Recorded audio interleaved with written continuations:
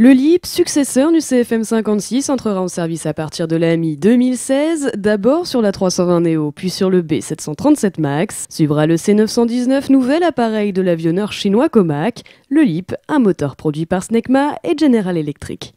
C'est un moteur qui est intégralement différent du CFM56, à la fois par son architecture. Il a par exemple une turbine haute pression à 2 étages et non pas à 1 étage comme sur le CFM56. Et par ses technologies, de l'avant à l'arrière du moteur, il est bourré de nouvelles technologies que nous avons développées ces dernières années. Parmi les nouveautés technologiques du LEAP, on pourra citer l'adaptabilité aux conditions de vol des systèmes de refroidissement de ventilation des turbines, mais aussi la présence de blisques sur le compresseur haute pression ou encore la constitution de la soufflante, majoritairement produite en composite. Les matériaux en composite, une des technologies les plus spectaculaires sur ce moteur, ce sont les aubes fan, la soufflante, le compresseur basse pression qui est ce qu'on voit en premier quand on regarde le moteur. On passe d'aubes métalliques en titane à des aubes en composite tissé 3D, donc un composite totalement révolutionnaire qui permet des propriétés mécaniques exceptionnelles pour une masse bien inférieure à des aubes métalliques.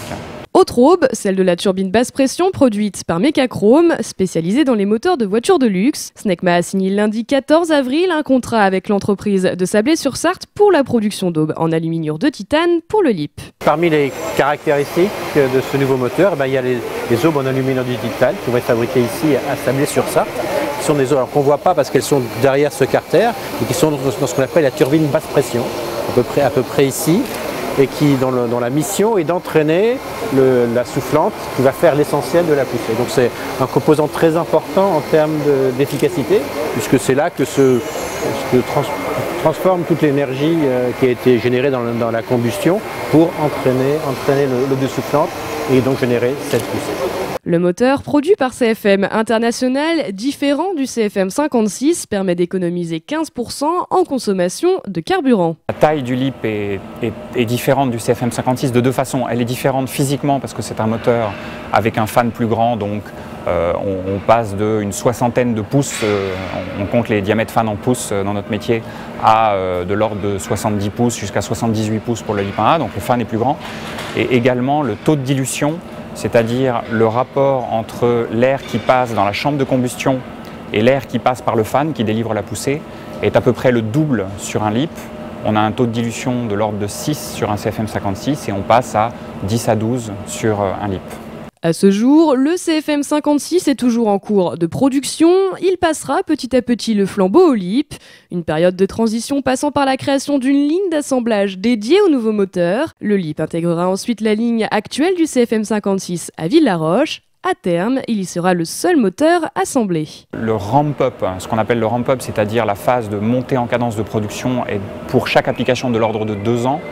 Si on compte le fait que les entrées en service l'entrée en service pour Boeing est à peu près 1 an plus tard que Airbus, on a une phase globale de transition de 3 ans. Donc pendant 3 ans, on aura en même temps du LEAP et du CFM56. Et au bout de ces 3 ans, en 2019 à peu près, on n'aura plus que du LEAP avec un tout petit flux de CFM56 pour des moteurs de rechange ou des applications militaires. 3 ans de transition au cours desquels CFM56 et LEAP se partageront la production avant la disparition de l'ancien best-seller de CFM International.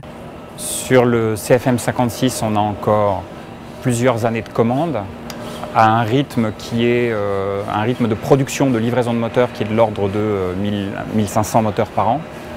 Donc avec une extinction de la production, une extinction, en tout cas une quasi-extinction à l'horizon